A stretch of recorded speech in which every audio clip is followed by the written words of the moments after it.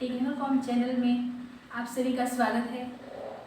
जैसे कि हमने आपको पिछले वीडियो में बताया था, पिछले वीडियो में प्रश्नावली लेसन 1 का क्वेश्चन नंबर 2 तक आपको बताया था हमने।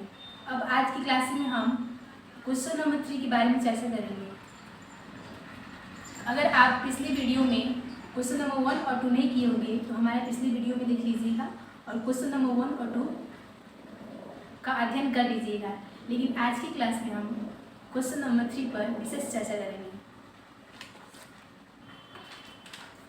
तो हमारा प्रश्नावली लेसन 1 यानी प्रश्नावली 1.1 का क्वेश्चन नंबर 3 है। 1.1 का क्वेश्चन नंबर 3 है कि किसी परेड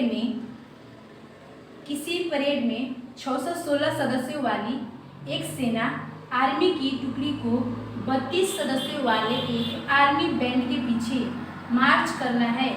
दोनों समूहों को समान संख्या वाले स्तंभों में मार्च करना है। उन स्तंभों की अधिकतम संख्या क्या है जिसमें वे मार्च कर सकते हैं। यानी क्वेश्चन नंबर 3 कह रहा है कि किसी परेड में 616 सदस्यों वाली एक 616 सदस्यों वाली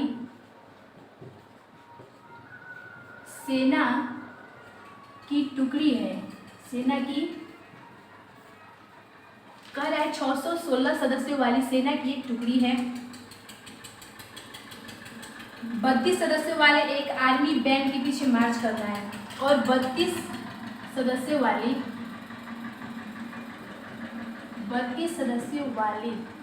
आर्मी के पीछे बैंड को मार्च करना है।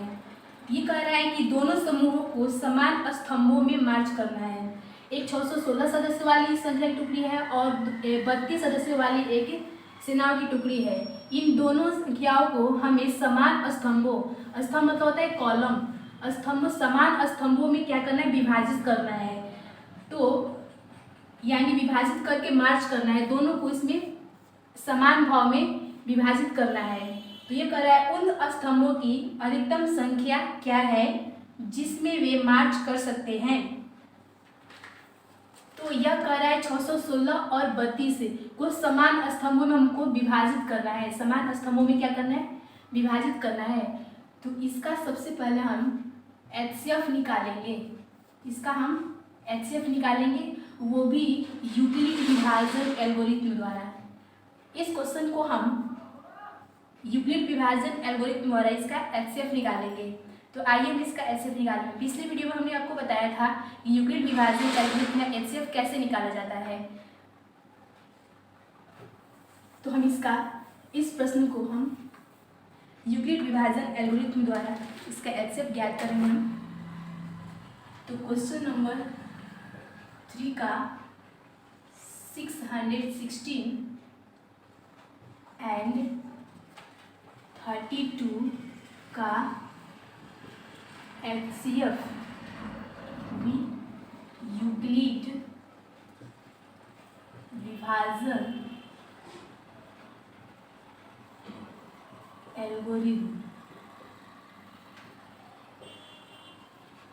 विभाजन एल्गोरिथम द्वारा हमको निकालना है।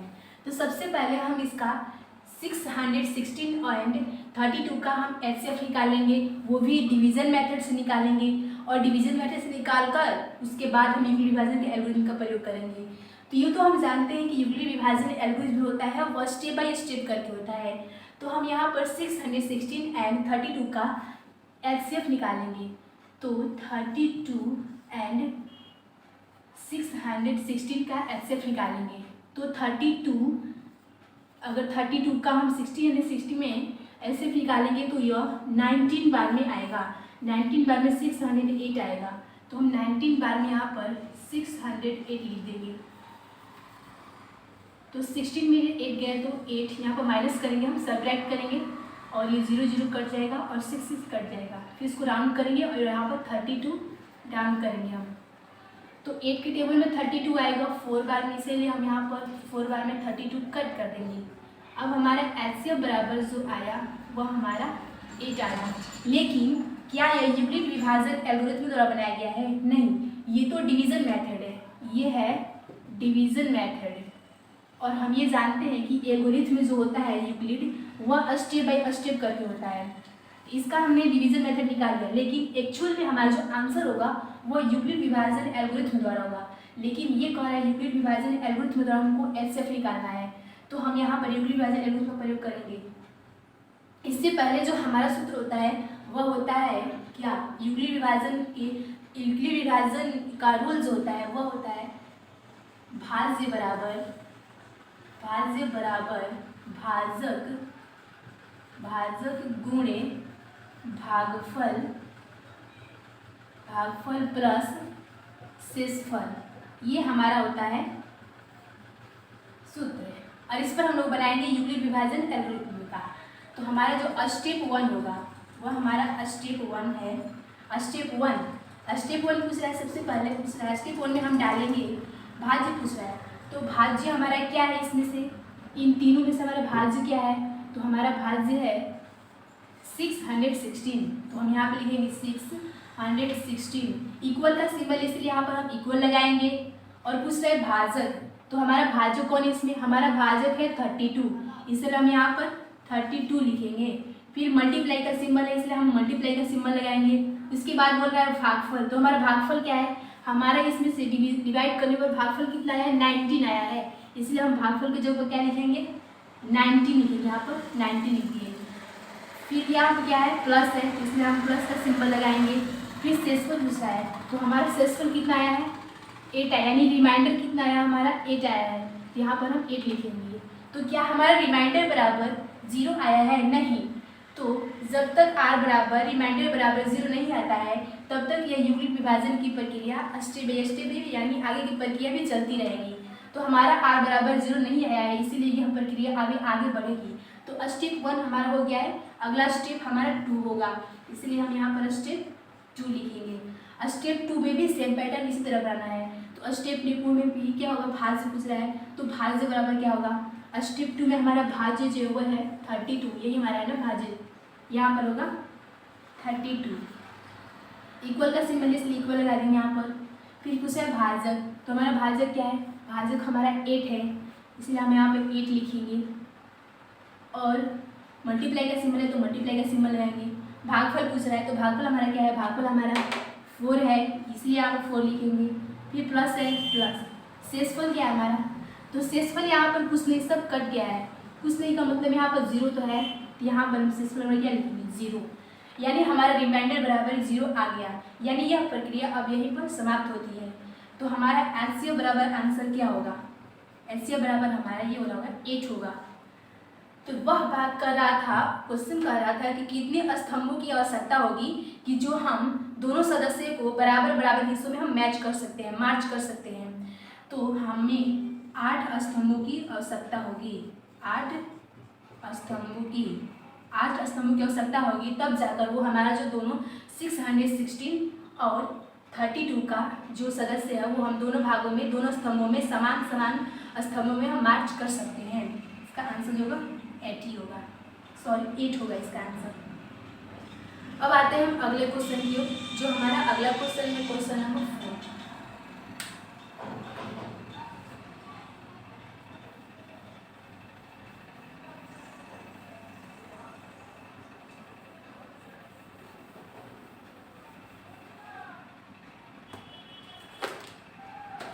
क्वेश्चन नंबर 4 है। क्वेश्चन नंबर 4 हम यहाँ पर रीड करते हैं, आप सब देखिए बुक में। क्वेश्चन नंबर 4 कह रहा है कि यूक्लिड विभाजन प्रमेयिका का प्रयोग करके दर्शाइए कि किसी धनात्मक पूर्णांक का वर्ग किसी पूर्णांक m के लिए 3m या 3m+1 के रूप का होता है। यूक्लिड विभाजन प्रमेयिका का प्रयोग करके दर्शाइए कि किसी धनात्मक पूर्णांक का वर्ग किसी पूर्णांक m के लिए 3m या 3m+1 के रूप का होता है। ये कह रहा है यूक्लिड विभाजन प्रमेयिका का प्रयोग करके हम इसको क्वेश्चन को हल करना है। लेकिन यहाँ पर कुछ हिंट्स भी दिया हुआ है, संकेत में भी कुछ पढ़ लेते हैं। संकेत क्या कह रहा है? संकेत कह रहा है कि यह मान लीजिए x कोई धनात्मक पूर्णांक है तब यह 3q प्लस 1 या 3q प्लस 2 के रूप में लिखा जा सकता है। इनमें से प्रत्येक का वर्ग कीजिए। यह वर्ग करने की बात कर रहा है। वर्ग कीजिए और दर्शाइए कि इन वर्गों को 3m या 3m प्लस 1 के रूप में लिखा जा सकता है।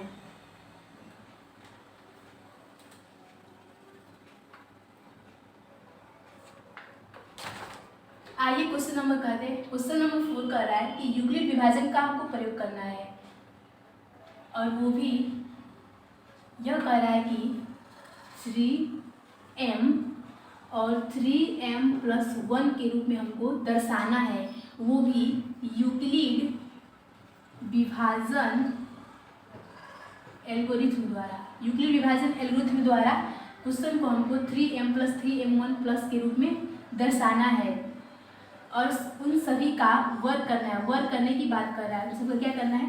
वर्ग करना है। तो क्वेश्चन नंबर 4 किसी धनात्मक पूर्णांक की बात कर रहा है। तो धनात्मक पूर्णांक हम सभी जानते हैं, धनात्मक पूर्णांक होगा 3q plus 0, 3q plus 2, 3q plus 4। ये धनात्मक पूर्णांक होगा क्योंकि यह जो है 2 से विभाज्य होगा, इसीलिए यह धनात्मक पूर्णांक है। तो क्वेश्चन नंबर 4 का जो आंसर होगा वो आते हम देखते हैं। यूक्लिड विभाजन प्रमेय का प्रयोग करता है। सबसे पहले लिखेंगे माना कि ए और बी दो पूर्णांक है। माना कि ए और बी दो पूर्णांक है जहां b बराबर 3,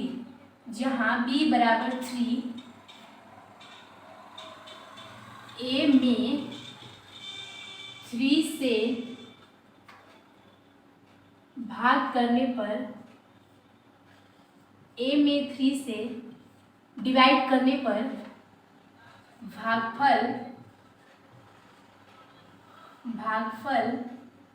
q और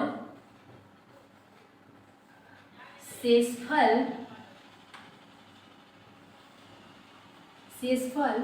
r प्राप्त होता है।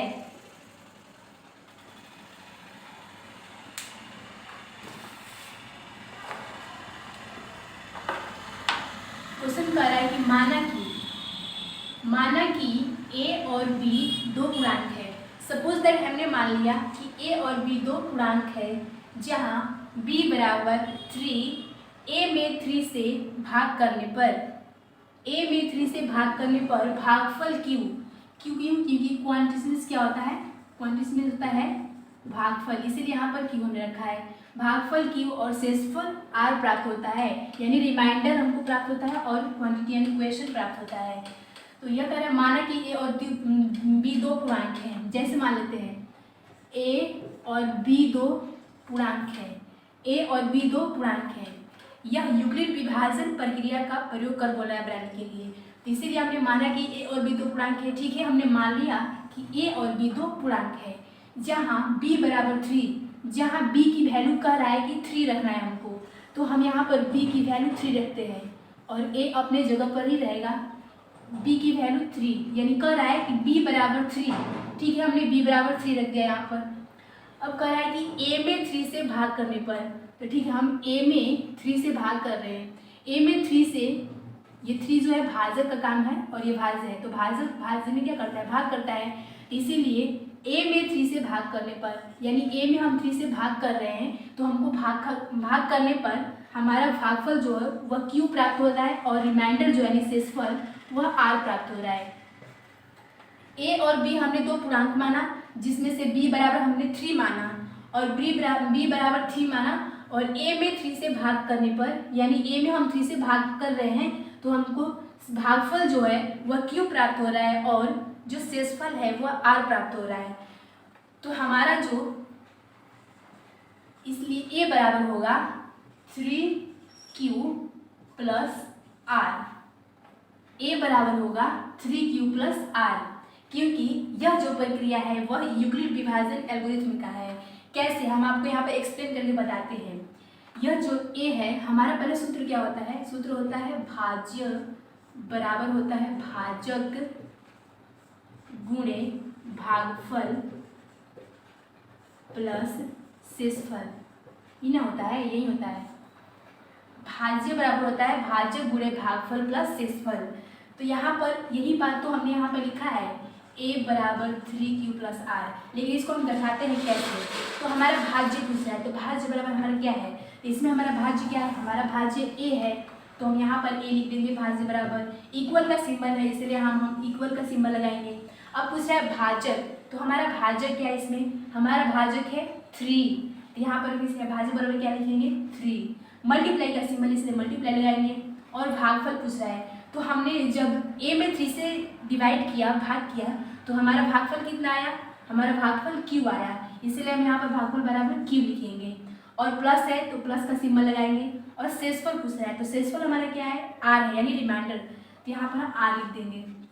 अब इसका a बराबर जो होगा, a बराबर 3 और q में मल्टीप्लाई करेंगे तो 3q होगा और प्लस r उसी तरह रहेगा। तो यही वाला मैटर तो हमने यहाँ पर लिखा है a बराबर 3q प्लस r, लेकिन यहाँ पर हमने आपको एक्सप्लेन कर दिया ताकि आपको समझ में आ जाए। तो यह यूक्लिड विभाजन प्रेमिका का प्रयोग कर बोल रहा था, तो हमने यहाँ पर यूक्लिड विभाजन प्रेमिका का प्रयोग किया कि जहाँ q शेषफल, q भागफल और r शेषफल प्राप्त होता है, जहाँ a बराबर 3q प्लस r हो सकता है। अब हम इसको इरेज करते हैं, यहाँ पर समझाने के लिए हमने एक्सप्लेन किया था आपको। तो हमारा a बराबर जो होगा 3q प्लस r होगा। संभावित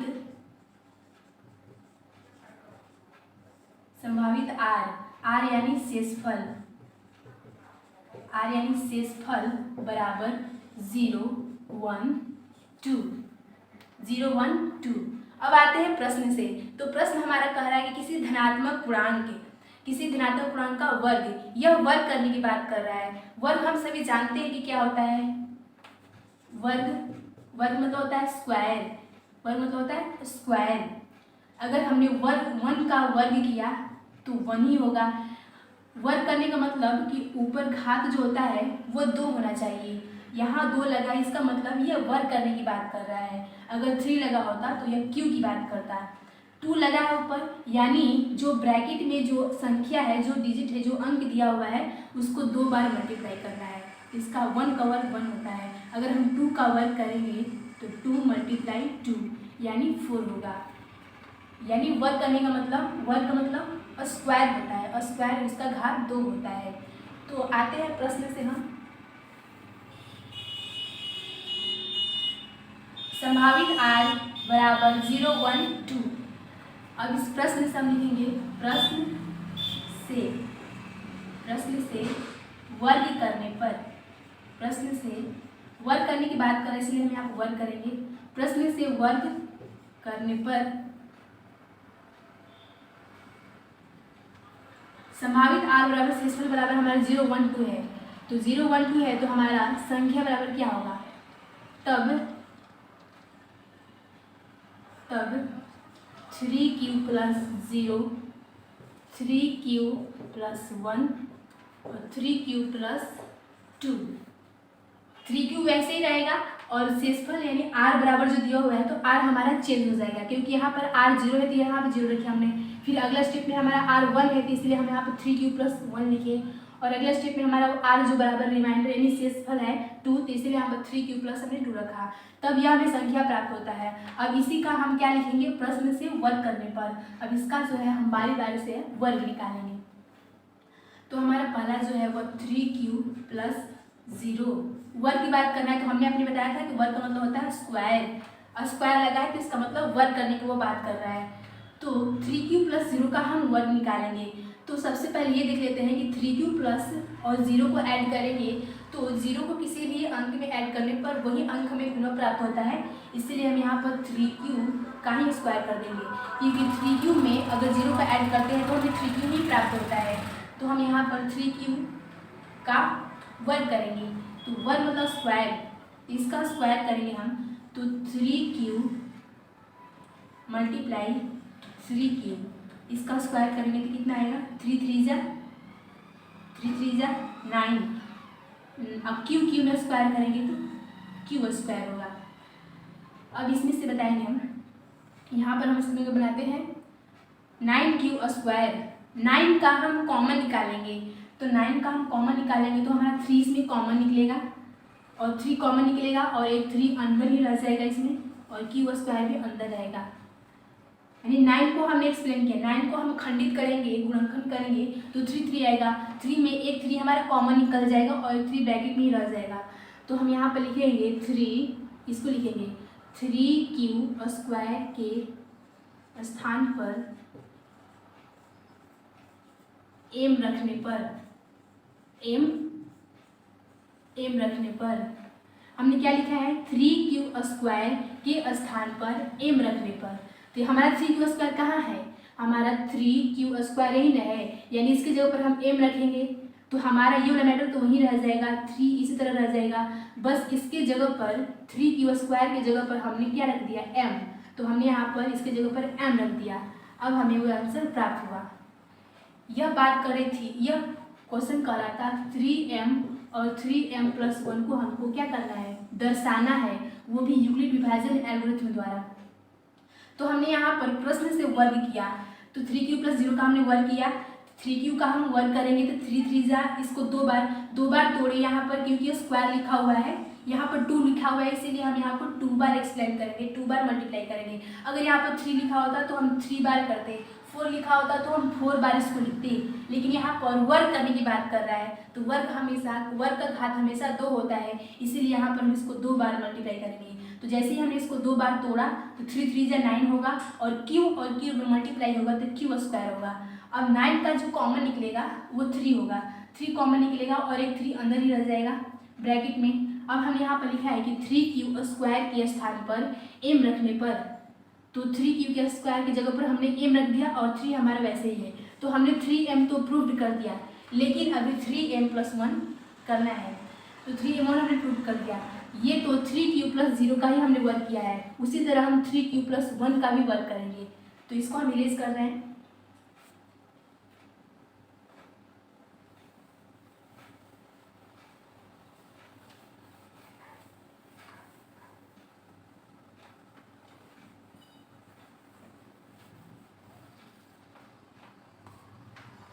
अब बात आती है 3q+1 का हम वर्क करेंगे, 3q+1 का वर्क करेंगे। तो यह क्या है, यह होल स्क्वायर है, यह क्या है, होल स्क्वायर। तो होल स्क्वायर 3q+1 का होल स्क्वायर करेंगे, तो होल स्क्वायर यह a+b जैसा दिख रहा है, यानी a+b का होल स्क्वायर। और स्क्वायर का मतलब जो a+b का होल स्क्वायर होता है वो हमारा क्या होता है, यहाँ पर हम सूत्र लिख लेते हैं कि a+b का होल स्क्वायर क्या होता है, तो a² + 2ab + b² यही होता है। a+b का होल स्क्वायर बड़ा होता है a² + 2ab + b²। ये सेम इसके जैसे तो दिख रहा है, a+b का होल स्क्वायर, इस पर भी स्क्वायर है, इस पर भी स्क्वायर है, बस a की वैल्यू चेंज है और b की वैल्यू चेंज है। लेकिन यह जो क्वेश्चन है, यह जो इसका क्वेश्चन है वह इस सूत्र पर ही बनेगा, क्योंकि यह होल स्क्वायर ही पूछ रहा है। तो होल स्क्वायर को हम तोड़ेंगे, होल स्क्वायर को जब हम बनाएंगे तो वह a+b को होल स्क्वायर पर ही उसको बनाएंगे। तो सबसे पहले हम यहाँ पर 3q+1 का होल स्क्वायर निकालेंगे, तो इसको a मान लेंगे और इसको b मान लेंगे, यानी यहाँ पर लिख सकते हैं a बराबर 3q और b बराबर 1, a बराबर 3q और b बराबर 1। अब इसको हम a+b होल स्क्वायर का जो सूत्र है, फॉर्मूला है, उस फॉर्मूले पर हम इसको सजाएंगे। तो हमारा पहला फॉर्मूला क्या कह रहा है, a+b का होल स्क्वायर बराबर होता है a² + 2ab + b²। तो a की वैल्यू कितनी है, a की वैल्यू है 3q, तो इसीलिए हम a की जगह पर 3q लिखेंगे। ऊपर स्क्वायर है यानी घात इसका 2 है, इसीलिए हम यहाँ पर घात 2 देंगे, ब्रैकेट में देंगे ताकि देखने में अच्छा लगे। अब 3q ऐसे स्क्वायर करेंगे तो इसका मतलब जानते हैं क्या होगा, ये 3q अगर ब्रैकेट लगाकर हम नहीं करेंगे तो यह केवल q का स्क्वायर होगा। इसको हम तोड़ेंगे तो 3q + q ऐसे तोड़ेंगे इसको, क्योंकि यह क्यू का स्क्वायर दिख रहा है, यह 3 पर स्क्वायर नहीं दिख रहा है, यह केवल क्यू का स्क्वायर दिख रहा है, इसलिए क्यू को ही हम 2 बार तोड़ेंगे। लेकिन ऐसे नहीं, ये गलत, ये रॉन्ग है। इसका आंसर जो होगा वो 3q का स्क्वायर ब्रैकेट में होगा। ब्रैकेट का मतलब यह ब्रैकेट का स्क्वायर है, इसका मतलब कि जो भी ब्रैकेट के अंदर होगा उन सभी को हम 2-2 बार तोड़ेंगे इसको। तो 3q प्लस ब्रैकेट का स्क्वायर करेंगे, प्लस है तो प्लस देंगे 2ab। तो सबसे पहले आप हम 2 लिख देंगे क्योंकि 2 सूत्र में पहले से, फॉर्मूला में पहले से ऑलरेडी मौजूद है, इसलिए यहाँ पर 2 लिखेंगे। और फिर यहाँ a और b पूछ रहा है, यानी a की वैल्यू और b की वैल्यू पूछ रहा है। तो a की वैल्यू पूछ रहा है, तो a बराबर हमारा कितना है 3q, तो इसीलिए हम a के जगह पर हम 3q रखेंगे। मल्टीप्लाई का सिंबल जरूर देंगे, क्योंकि जब भी चर और अचर दोनों में होता है, दोनों साथ में होता है, तो उसके बीच में हमेशा मल्टीप्लाई का सिंबल छिपा होता है, यानी हाइड रहता है। तो ये 2ab दिया है, तो इसके बीच में हमेशा मल्टीप्लाई का सिंबल छिपा हुआ है, इसलिए यहाँ पर हम मल्टीप्लाई का सिंबल लगाए हैं।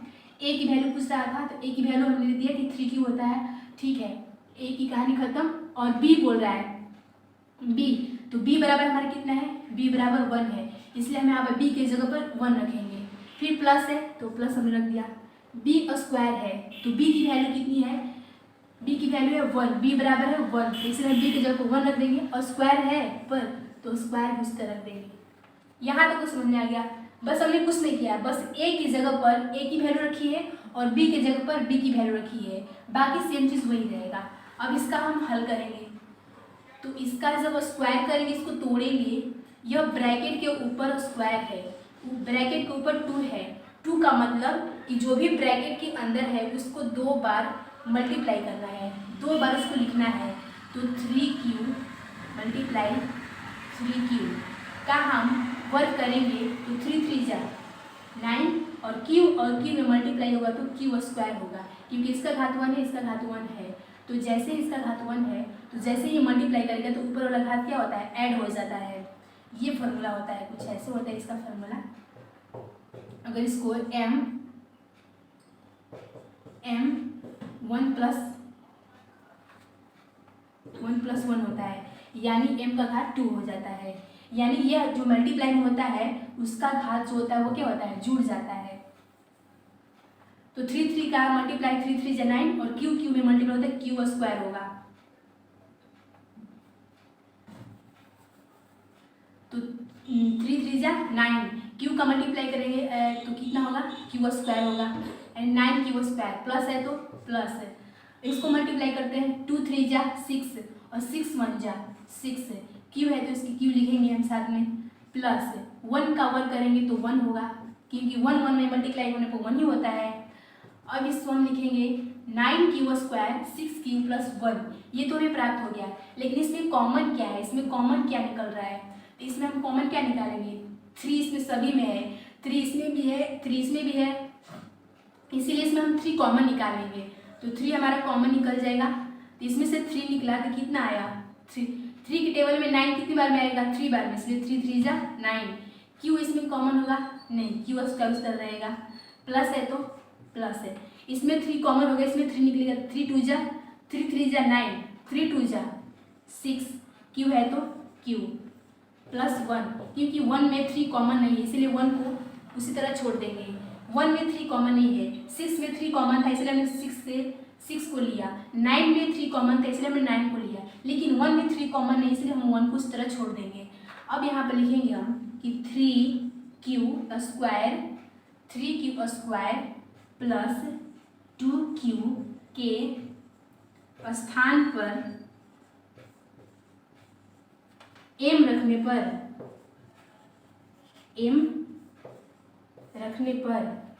3q स्क्वायर प्लस 2q के स्थान पर m रखने पर,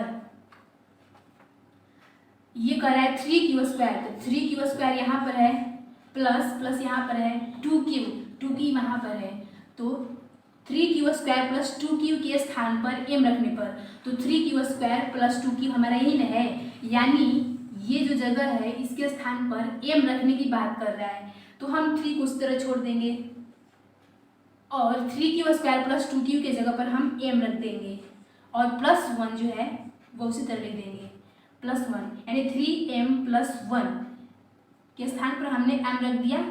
अब हमारा जो आंसर आया 3m प्लस 1, ये हमारे यहाँ पर प्रूव्ड हुआ।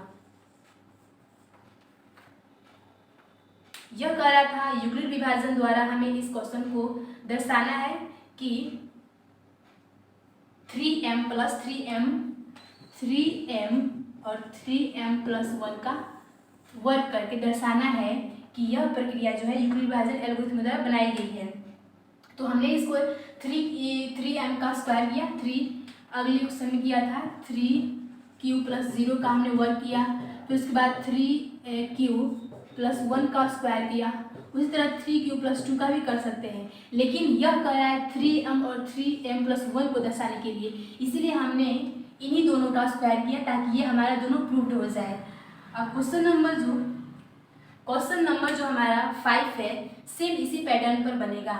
इसमें वर्क करने की बात कर रहा था कि वर्क करके दर्शाइए कि हमारा जो 3m या 3m प्लस 1 को प्रूव करना था वर्क करके, लेकिन क्वेश्चन नंबर 5 में वह घन की बात कर रहा है, इसीलिए क्वेश्चन नंबर 5 में सेम पैटर्न नहीं बनेगा। उसी तरह लिखेंगे, माना कि a और b दो पूर्णांक है जहाँ b बराबर 3 और a में 3 से विभाजित करने पर हमारा भागफल जो है q और शेषफल r प्राप्त होता है। उसी तरह लिखेंगे और शेषफल बराबर भी हम 0, 1, 2 मानेंगे और उसका फर्क यहाँ पर ये रहेगा कि हमने क्वेश्चन नंबर 4 में हमने लिखा वर्ग करने पर, लेकिन क्वेश्चन नंबर 5 में हम बस यहाँ पर वर्ग करने के स्थान पर हम क्या लिख देंगे, घन करने पर लिखेंगे, घन करने पर, क्योंकि क्वेश्चन नंबर 5 में घन की बात कर रहा है, इसीलिए हम वहाँ पर घन करने पर लिखेंगे।